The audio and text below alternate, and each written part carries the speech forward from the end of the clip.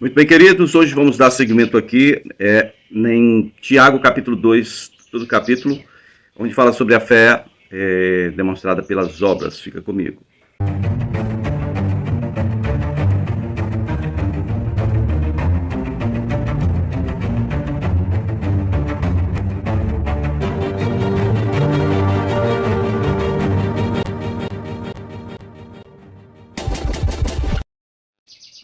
Então, Tiago 2, versículo 1 diz: Meus irmãos, como crentes em nosso glorioso Senhor Jesus Cristo, não façam diferença entre pessoas, ou não façam acepção de pessoas, tratando-as com parcialidade.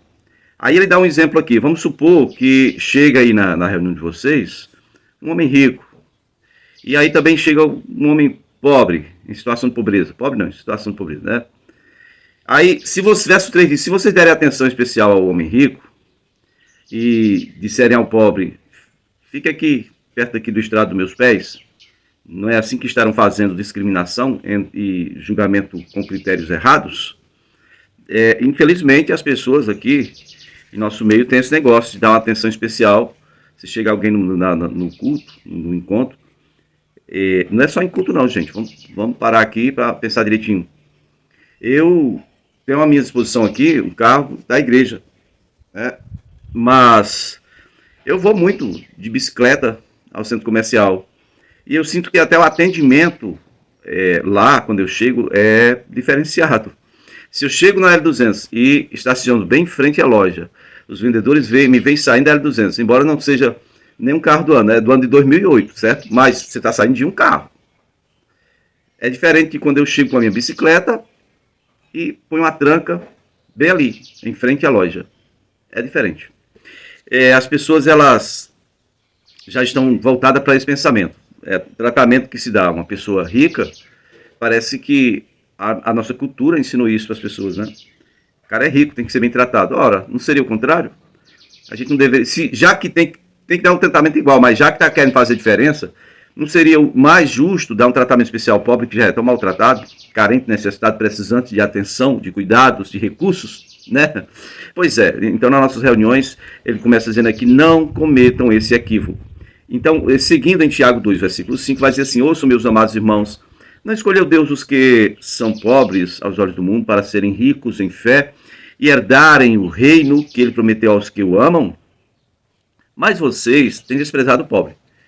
Não são os ricos que oprimem vocês? Não são os ricos que os arrastam aos tribunais? Não são eles que difamam o bom nome que vocês têm invocado?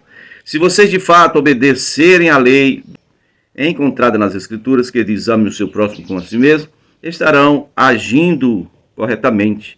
Aqui Tiago, ainda muito legalista, Tiago era provavelmente do grupo os circuncisos, né? Que eram os antigos fariseus, tá? E aqui ele fala que ame seu próximo como a si mesmo e estarão agindo corretamente. Essa lei aqui é de Moisés. Ame o seu próximo como a você mesmo. E se você for olhar Jesus Cristo, nosso Senhor e seu, ele fala para a gente amar o próximo não como nós amamos a nós mesmos. Ele diz: novo mandamento vos dou, que ameis uns aos outros como eu vos tenho amado. Então a regra não é que eu devo amar você o tanto que eu me amo. Mesmo porque se eu for uma pessoa que me odeie, meu amor será ódio para aquele que está próximo de mim, não é? Então, queridos, ainda mais nesses dias que essas doenças loucas aí, estresse, depressão, ansiedade, e as pessoas não têm realmente amor a Deus e acham que vão resolver suas vidas amando ao próximo, né?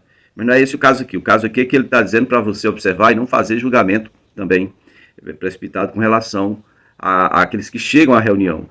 Meus queridos, nós precisamos compreender que na definição bíblica de Jesus Cristo, o próximo não é aquela pessoa que está próxima de mim, não. Não tem nada a ver com proximidade familiar, proximidade geográfica, proximidade de, sei lá, comercial, aliança comercial, não. O próximo, segundo o que Jesus falou, é alguém que se aproxima de mim para me ajudar. E a lei diz que eu devo amar esse próximo do jeito que eu me amo. Jesus diz que eu devo amar ao meu próximo, eu devo amar aquele que se aproximou de mim para me ajudar no momento que eu mais precisei. Eu devo amar essa pessoa do mesmo jeito que ele me amou. Como é que ele me amou? Entregando até a própria vida se preciso for, para me livrar do mal. Então, Tiago 2, versículo 9 diz assim: se tratarem os outros com parcialidade, estarão cometendo pecado. Sim, é pecado. E serão condenados pela lei como transgressores. Isso. Pois quem obedecer a toda a lei, mas tropeça num ponto só, se torna culpado de quebrar inteiramente, ou quebrá-la inteiramente, quebrar toda a lei, né? Pois aquele que disse não adulterarás, também disse não matarás. Se você não comete adultério, mas comete assassinato, torna-se transgressor da lei. Ou seja, ele só está dando um exemplo aqui. Você não rouba, mas mata, ou você não mata, mas rouba, é transgressão da lei, tá bom? Versículo 12 de Tiago 2 diz assim: falem e julguem como quem vai ser julgado pela lei da liberdade. Que lei é essa da liberdade? Ele está falando de tanta lei. A lei do reino, a lei da liberdade. O cara gosta de lei, né? Bom, a lei ela é espiritual, mas ela não serviu para salvar quem quer que fosse. Nunca. Nunca ninguém foi salvo pela lei. Versículo 13 diz assim: porque será exercido juízo sem misericórdia sobre quem não foi misericordioso? A misericórdia triunfa sobre o juízo, é claro. O juízo será sem misericórdia para quem não usou misericórdia. Em nenhum julgamento se usa misericórdia, tá? Porque ou você usa a justiça ou a misericórdia. Ele está dizendo aqui, a misericórdia triunfa sobre o juízo. O juízo e justiça, né? Por exemplo, fulano aqui roubou, matou e destruiu, tá? E ele está diante de um juiz. O juiz já está claro para você, né? O juiz tem que fazer justiça. Para fazer justiça, ele vai ter que olhar. É fato que ele roubou, matou e destruiu? As provas estão aqui. É irrefutável isso? Sim. Então o juiz vai proferir uma sentença, certo? Porém, se esse juiz resolver usar de misericórdia, então ele vai anular a justiça pela misericórdia. O que seria usado de misericórdia? Não vou fazer sentença para você não. Você está tudo errado, mas não vou te julgar não. Então esse juiz, na verdade, ele perde a função dele de fazer justiça, né? A misericórdia, ela triunfa sobre a justiça, ou seja, ela anula a sentença. Se você agir com os outros sem misericórdia, então espere também ser julgado sem misericórdia. O que ele está dizendo aqui é algo bem bíblico, e o Senhor Jesus nos ensinou isso. Você tem que escolher uma coisa ou outra. Toda vez que você se sente injustiçado, você quer que se faça justiça por você. É sempre assim. Você quer justiça e não misericórdia. Mas quando é você que está sendo julgado, aí você não quer justiça, você quer misericórdia. Porque você sabe que você errou, que você tem uma dívida e que vai ser expedida uma sentença aí para você, né? Então, ele está falando aqui, de certa forma, de outra lei, que é a lei da semeadura. Eu tenho que saber o que eu escolho para mim, porque aquilo que eu aplicar na vida dos outros, né, em detrimento da minha, ou na minha vida em detrimento dos outros será também depois, eu vou ter que colher depois o resultado dessas escolhas. Tá? Se eu uso justiça, amanhã alguém vai usar justiça para comigo. Mas se eu sou misericordioso, alguém será misericordioso para comigo. Versículo 14 de Tiago 2 diz: de que adianta, meus irmãos, alguém dizer que tem fé e não tiver obras? Acaso essa fé pode salvá-lo? Se um irmão ou irmã estiver necessitando de roupa, de alimento, cada dia, e um de vocês disser, vá em paz, se aqueça, se alimente, até satisfazer-se, sem porém lhe dar nada, de que adianta isso? Assim também a fé, por si só, se não for acompanhada de obras, está morta. Né? Aqui ele está falando ainda sobre questão de relacionamento entre os irmãos da fé, tá bom? Ele está falando para não fazer acepção de pessoas, ele está falando para cuidar daqueles que são necessitados, né? Não ser hipócrita, né? Faz um monte de promessa, mas não dá a condição de você, né? Um irmão que mente muito, qual é? É esse que diz assim, ó, vá em paz que o Senhor vai resolver a sua causa. Ele tem como resolver a causa do seu irmão, mas ele transfere para o Senhor. Ele diz assim, ó, ore com fé que o Senhor vai responder a sua oração. Faça mais força, faça um propósito. Ele pode ajudar, mas ele não quer. Ele diz para o irmão se virar, literalmente, né? Porque ele diz, não, vai, se aqueça e resolva. Se bem que o Senhor Jesus disse que aqueles que estiverem priorizando o reino e sua justiça, nunca irão passar por necessidade dessa forma. Porque a gente sempre vai ter o que comer, o que vestir, né? Comida, bebida e vestes, tá bom? Nunca vai faltar para aqueles que estão buscando primeiro o reino, prioritariamente o reino do Senhor, tá bom? Bom, queridos, então, no versículo 18, diz assim, mas alguém dirá, você tem fé e eu tenho obras. Mostre-me a sua fé sem obras e eu mostrarei a minha fé através das minhas obras. Você crê que existe só um Deus? Muito bem. Então os demônios também creem e estremecem. Insensato. Quer certificar-se de que a fé sem obras é inútil?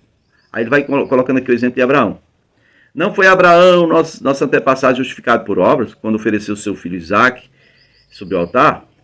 Você pode ver que tanto a fé como as obras estiveram atuando juntamente. E a fé foi aperfeiçoada pelas obras. Peraí. Vamos devagar aqui. Olha, ele está dizendo, Abraão não foi justificado por obras? Não, ele não foi justificado por obra nenhuma. Porque é pela graça que nós somos justificados, é pela fé. Isso não vem de nós, é dom de Deus, não vem das obras para que ninguém se glorie.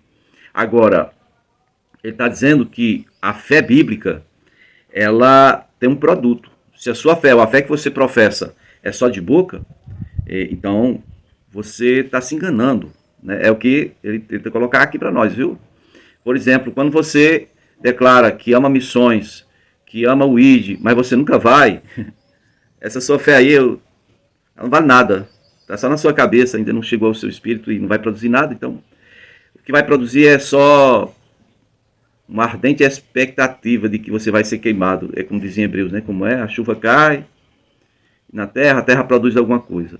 Mas se a terra, mesmo recebendo a chuva, não produz nada, o que resta é uma expectativa de que irá ser destruído, queimado pelo fogo. Então, existe uma fé que ela produz uma obra. E ele está falando aqui que Abraão não foi justificado por obra. Não, ele não foi justificado por obra. Ele foi justificado pela fé que ele teve. A obra é consequência da fé. E não o contrário. A obra não tem poder de justificar, mas é a fé que justifica. Tanto é a fé que justifica, quanto é a fé que produz obra. Né? Agora, se a sua fé realmente é sem obra nenhuma, essa fé aí eu coloco em xeque. Tá bom? Ela te coloca em xeque. Não adianta. Então nós vemos também aqui uma coisa. Tem gente querendo pegar obras e obras, né? Tem a obra da lei, tem a obra da carne, tá? E tem as obras da fé. Eu quero que você mais uma vez olhe lá no canal Souza Produções e procure sobre fé sem obras, tá bom? Olha só, no versículo 25 diz assim: acaso semelhantemente Raabe, a prostituta, não foi justificada por obra quando acolheu os espias e os fez sair para outro caminho? Assim como o corpo sem espírito está morto, também a fé sem obra está morta. É sem obra da fé, tá, gente? Sem obra que corresponde àquela fé. Mas Raabe, ela só recebeu os espias e escondeu os espias e livrou os espias porque ela cria na presença de Deus com o povo de Deus. Ela sabia das histórias. Então, todo mundo ouviu falar dessas histórias, mas ela resolveu crer firmemente nessas histórias. A obra que ela fez também foi por causa da fé que ela teve, e não o contrário. Então, mais uma vez, Tiago, preste atenção, obra nenhuma justifica alguém. No momento que eu disser que eu vou ser justificado por obra, então eu preciso parar de falar em fé. Não, é uma coisa com a outra. Tá, mas o que é a base nisso aí? Tudo bem, a fé tem que ter obra e a obra tem que ter fé. Tem que ser obra da fé. Mas o que é a base? É a obra ou a fé? É a fé, é a fé. Porque você pode passar a vida todinha fazendo obras, inclusive obras boas. Vai para o inferno? Vai. Sem fé você vai para o inferno. Sem fé você vai para o inferno. Por quê? Porque um pecado só é suficiente para te condenar ao inferno. Porque está escrito que a alma que pecar, essa morrerá. Então, mais uma vez, é pela graça que somos salvos, mediante a fé em Jesus Cristo. E essa fé, ela produz obras, tá? Mas ela não vem de nós. Essa salvação não vem de nós. Essa salvação vem pela fé, no meio de Cristo, né? Pela fé. É um dom de Deus, uma dádiva de Deus, não é nada de esforço humano. E ainda está escrito, e não vem das nossas obras. Para quê? Para que ninguém se glorie. Porque já pensou, alguém que não fez quase nada de obra, se comparando com alguém que fez muitas obras, quer dizer, é difícil, irmãos. É difícil você querer que a pessoa seja salva pelas obras. Então você está dizendo que não precisa fazer obra? Não, não foi isso que eu disse, não. Eu estou dizendo que se eu tenho fé, eu produzo obras que correspondam a essa fé. Porém, eu não sou salvo pelas obras que eu faço. Mesmo obras da fé, não é a fé. Uma coisa é obra e outra coisa é fé. E é a fé que nos salva. É pela graça que somos salvos mediante a fé. Em quem? Em Jesus Cristo. Ok? E as obras estão aí para que a gente faça. Na verdade, é uma obrigação da gente fazer boas obras. Valeu.